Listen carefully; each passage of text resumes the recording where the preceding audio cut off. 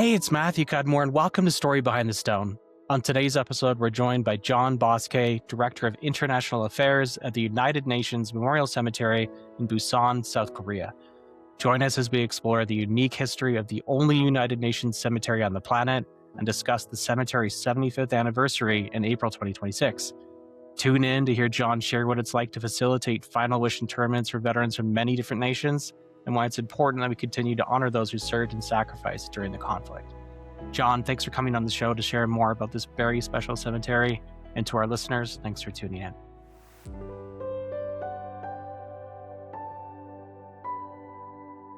Hello and welcome to Story Behind the Stone, a show where we talk service, sacrifice, and story, connecting with the people changing the way the world remembers and commemorations and history. I'm so pleased to welcome to the show today Mr. John Bocskay, Director for International Affairs with the United Nations Memorial Cemetery in Korea. John, it's wonderful to chat with you today.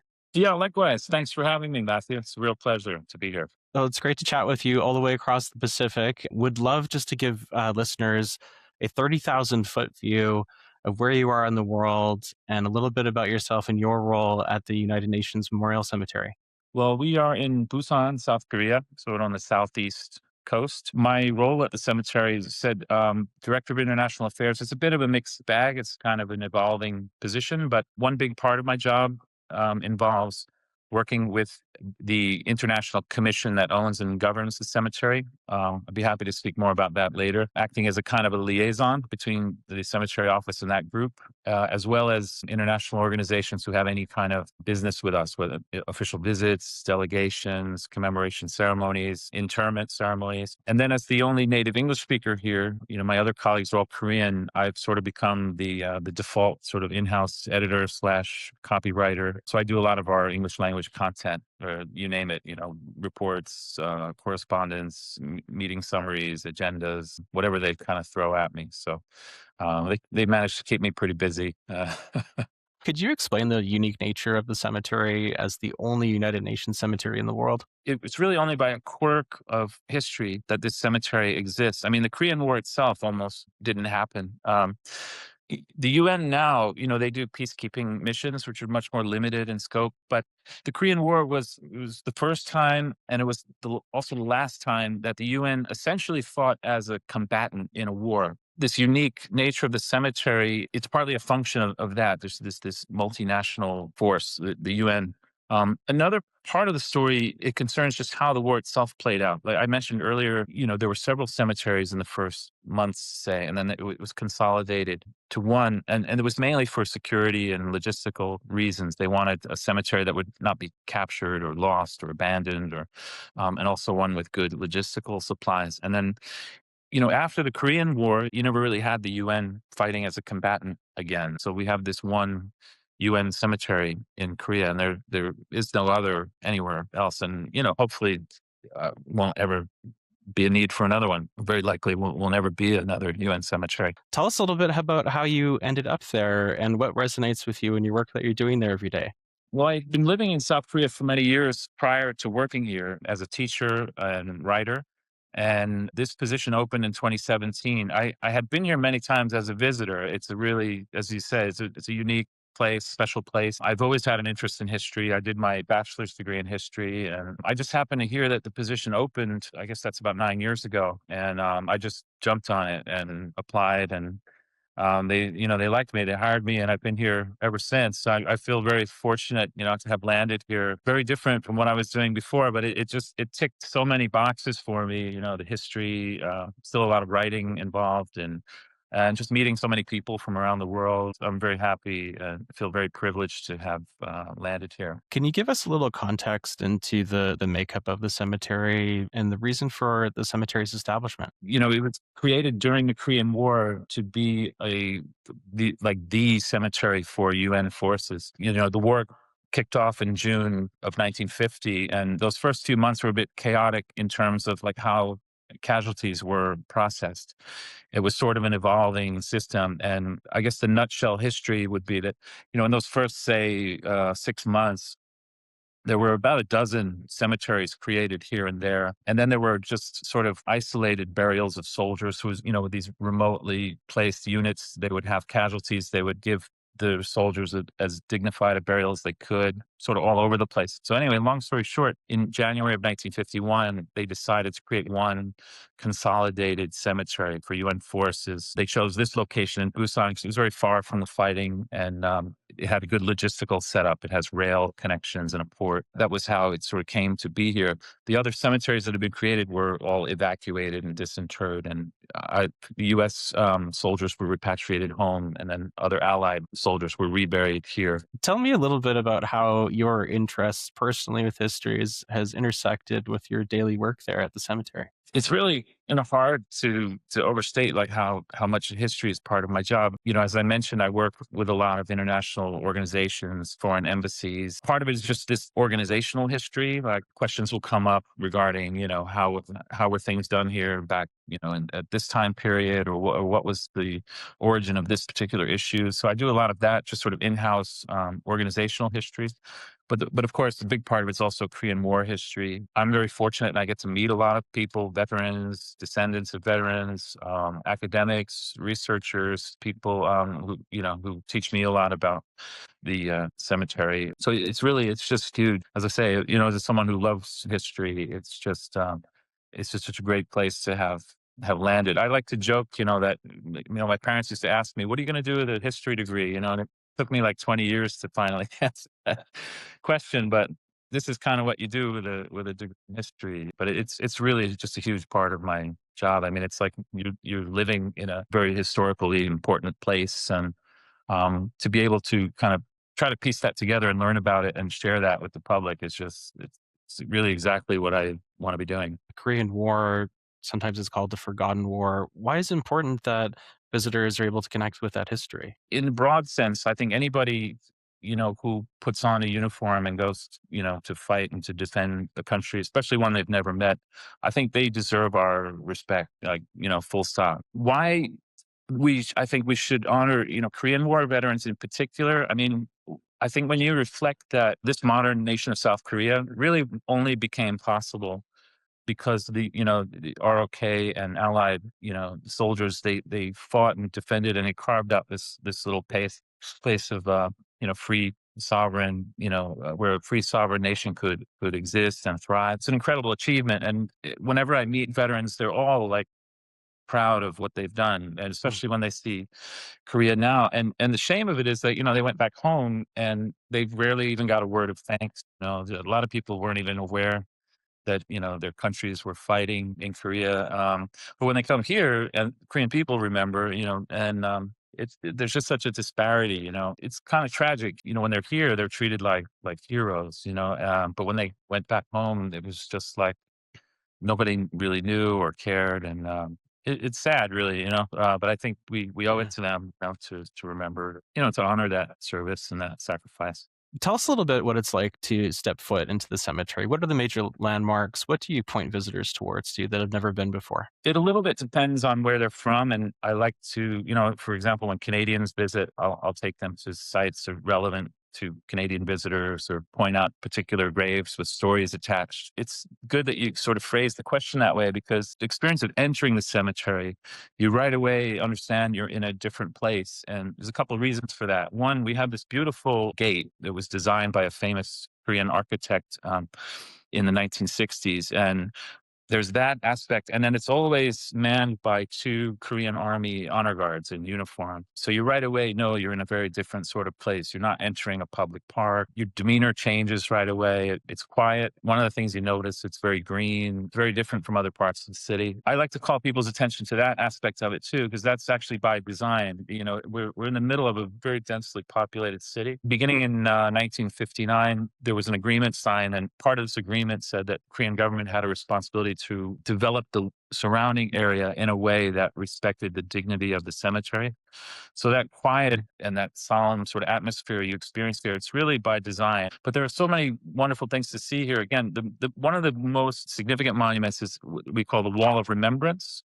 And it's a large black stone wall listing all of the names of the fallen UN service members in the Korean War. And it's a little bit reminiscent of, I think it was probably inspired by the Vietnam Memorial in DC. It's that similar concept, the black stone with the names. And It's very powerful when you see the names there, and it's in a beautiful setting with a fountain that has some symbolism built in. It has a gas flame burning all the time, and these 22 fountains of water that represent the 22 sending states. It's just a very peaceful, very beautiful tribute. And then individual nations have also installed their own national monuments over the years. Earlier, before we started recording, we were talking about the Canadian monument. That's one of many. There's monuments from New Zealand, Australia, the United States, France, Turkey, Greece. There's several. In fact, one of our current projects, we're trying to get an Ethiopian monument installed. That would be the first. So we're in discussions trying to find funding for that. It's just so much about it that's unique, but those would be the principal things. And then again, when people come in from Australia, from Canada, I like to take them to individual graves. There's so many notable people or so many great stories, and also depending on how much time they have, I can talk all day if they, if they let me tell them stories about some of the people who are interred there. There's just so much here to talk about. Are there any names that you find yourself coming back to that you like to pause by? Any stories that you could share with us today? Yeah, well, one who's been on my mind a lot recently, I was just on a research trip in February to the National Archives, and I was collecting information on the early years of the cemetery. One of my roles now, I'm becoming sort of like an unofficial historian. I was collecting material on the Army unit that created and managed the cemetery during the war. And one of the big names that comes up again and again is an American Brigadier General named Richard Whitcomb. He was a logistics officer. He commanded I think it was called the Second Logistical Command. I may have that slightly wrong, but he was basically a supply logistics officer based here in Busan. And he's also buried here. He passed away after the war in the 80s, but he was a big name. He just left a big footprint in Busan. He did a lot of charitable work after the war. And during, I should say, he used his connections to really help Busan get on its feet, and especially to house the many orphans that were sort of flooding into Busan. So he's a big name, and I was fortunate. I found a lot of great photographs of him at the archives a couple of weeks ago, and I've been sharing them with my colleagues all week this week, and just blowing their minds. Like they've never seen these photos before, and some really great stuff. So I've been thinking about him a lot. And he's buried just outside here. I think he passed away in 1982. Am I mistaken that is still an active cemetery? Burials are ongoing. Folks can be interred there that served during the conflict? You're right. Yeah, that is true. So the story there is when the cemetery was created, it was created for personnel who died while serving with any of the nations who were part of the UN command, umbrella. That's still the case. I mean, we don't have as many burials of that kind now. But beginning in 2015, Korean War veterans have become eligible. And the story there were two gentlemen, one from France and one from England, who were requesting, they were asking, could we be buried there? They had a very strong, personal connection to Korea, to the cemetery. They had friends buried here. So the commission that I mentioned earlier, they decided that, yeah, that would be appropriate. And they certainly earned that right. So they changed the eligibility requirements in 2015.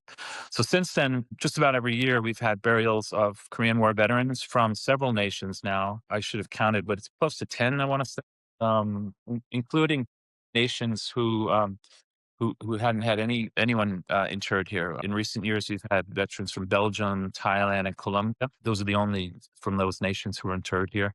Others from Canada, U.S., Australia, France, Netherlands, Korea. And gosh, I'm going to forget someone, but it's quite a long list. The United Kingdom. We created a separate section now, so those happen generally at any time, but most often on the 11th of November. So that's a significant date for a lot of our member countries. Currently working on two. We have two on our calendar scheduled for May, one from the Netherlands and two gentlemen from France who were just very recently, their applications were approved. So that's one of the things I'm working on. Have you attended any of these? What are people feeling? Do you get a chance to chat with any folks that are attending in the audience? Are family flying over? What does it look like? Part of my job is to help them organize these ceremonies from the application process through the planning, through the execution.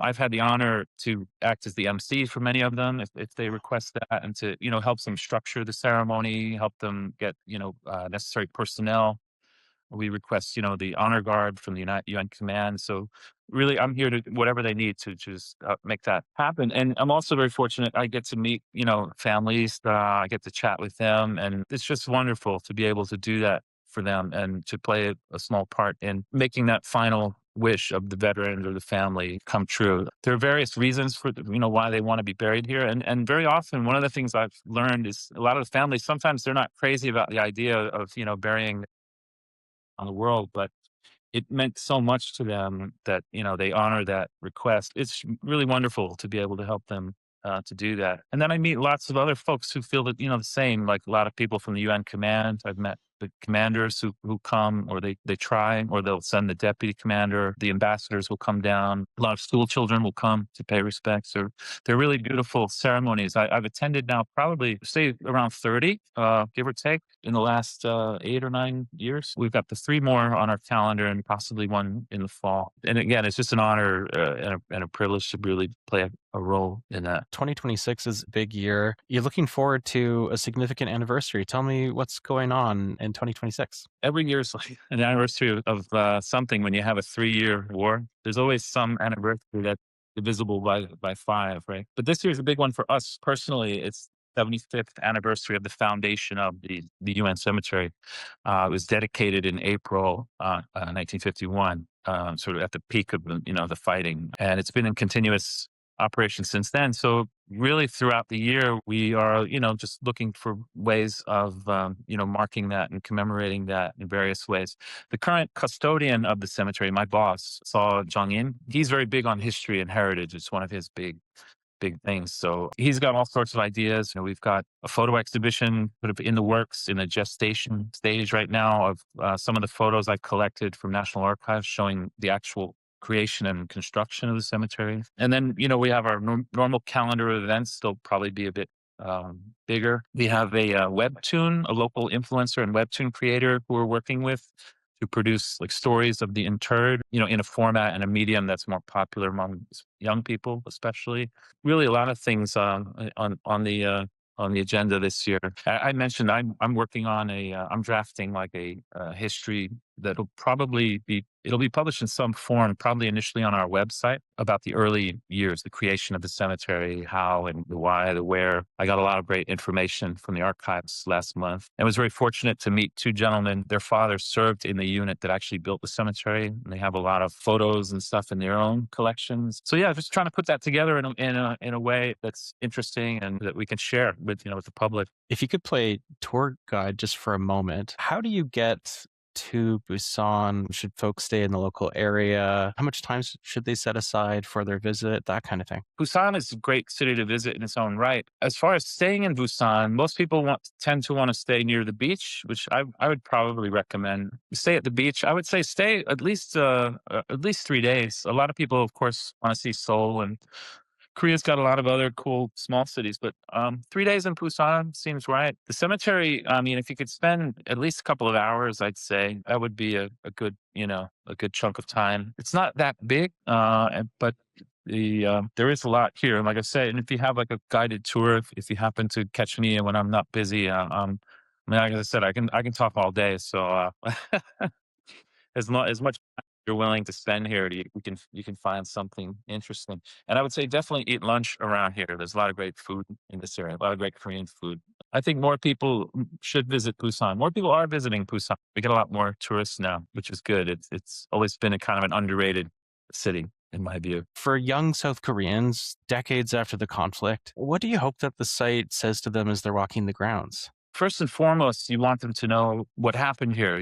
There was this war. There was this coalition of nations who came together to defend Korea, and then the cemetery too. I think one of the things that's striking, especially to young people, is as you walk around, you see the grave markers, and it'll show the ages of the soldiers. When they died. It's very powerful. If you're a high school student, you come here, or a university student, you see, this soldier. He was 18 or 19 when he was killed. It immediately hits home. I mean, because we have people coming here the same age, It's very powerful, and I would say that's probably the principal thing. And when you actually come here, you understand almost intuitively is that they deserve your respect. Because right away I mentioned as soon as you enter, you understand you're in a very different type of place. People behave differently. They comport themselves differently. It's very quiet. You don't even need to be told really that this is a place that where you behave a certain way and you respect the people who are buried here. We do occasionally have to remind the little ones. We get a lot of very young kids too, but it's wonderful to see. I mean, even kids who are too young to really understand the war, they come here and understand that this is a special place. These are people who deserve our respect, and we behave differently when we're here. We get them from all ages, um, but anything they can take away, just awareness is huge. As just being aware, of what they did, what they achieved, the sacrifices they made, and that's huge. I mean, that's everything, really, isn't it? I think 2027 represents your 10th year of service at the cemetery. Any changes, any evolution in the local population's relationship with the cemetery and your time there? A lot of the visitors we get are local residents, obviously, who come here all the time just because it's such a beautiful place. It's a really well maintained, and I say that I take no credit for the beauty of the cemetery. I'm praising my colleagues here. It really is just a nice place to come spend time. As I say, we've got lots of flowering trees and birds. So we've always had this kind of special relationship with the local population. One thing I can mention, though, one interesting change very recently, this past year. I mentioned earlier how the Korean government has a responsibility to ensure that development around the cemetery respects the dignity of the cemetery. For decades, we've had only residential buildings around and small commercial like coffee shops and little restaurants. But the residential buildings were limited to about 4 stories. This is South Korea. I mean, we have 100-story buildings at the beach. A 4-story building, I mean, you can trip over it. And they've been trying forever to change this and for many years, it's a very long story, but for many years, the commission has been, I don't know, opposed to that. But just last year, the commission agreed to what I consider a modest change. Now they're going to allow up to, I think, 10 or 12-story buildings to be built around the cemetery. So that was huge news to our neighbors. They were very happy to hear that. The district mayor was, he was overjoyed. He succeeded where, probably a dozen of his predecessors had failed. That was really big for local residents, a very big thing they've been trying to do for a very long time. What are some of the key dates and events that are happening at UMCK this year? Well, we have big annual events. Those would be the 25th of June. That commemorates the outbreak of the war.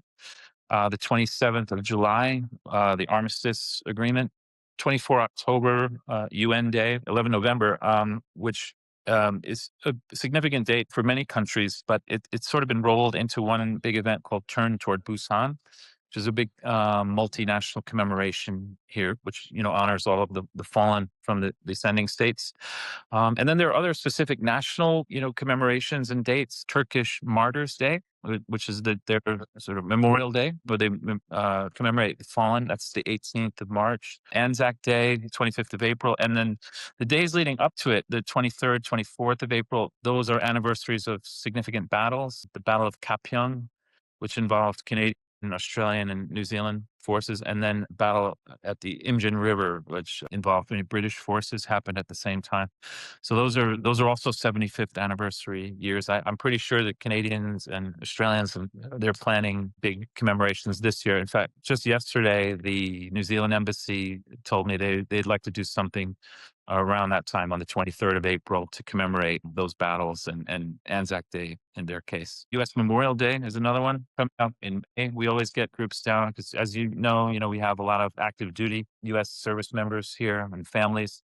So we usually get 2 or 3 or 4 different groups who come to do commemorations. You know, the danger of listing specific ones is that I'm going to leave somebody out and they'll get upset. Forgive me if I've done that, but there are quite a few throughout the year. And for anyone visiting, what is the process for veterans or family members to visit the UNMCK? Are there resources available? Anyone's welcome to visit at any time without an appointment, but especially if a veteran is coming or a family member or a bereaved family member, or there's a grave you want to visit, I would encourage you to get in touch first. You can contact us through our website or social media. You can ask for me or one of my colleagues. We always enjoy, meeting folks and showing them around. If I'm not busy, I'm happy to take them out, show them around, or at minimum, set them up with a guide or somebody who can do that if I happen to be busy. But yeah, get in touch or just pop in.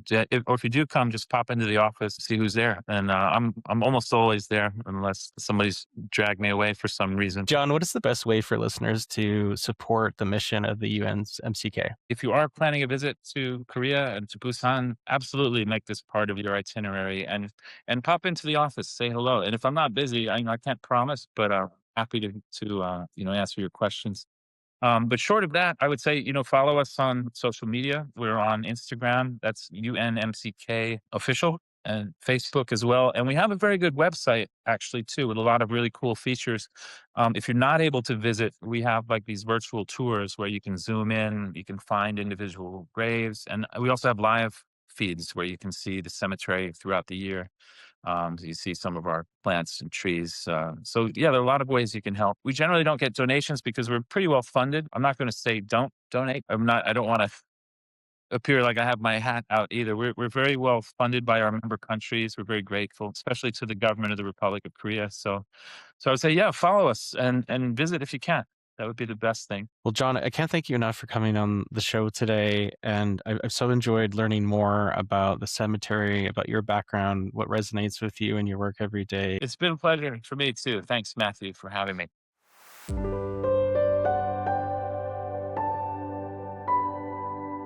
Thanks so much for tuning in. Story Behind the Stone is available on Apple Podcasts, on Spotify, and on the Wreaths Across America radio network, on iHeartRadio, Audacity, and TuneIn. Just search for Wreath. Thank you for tuning in.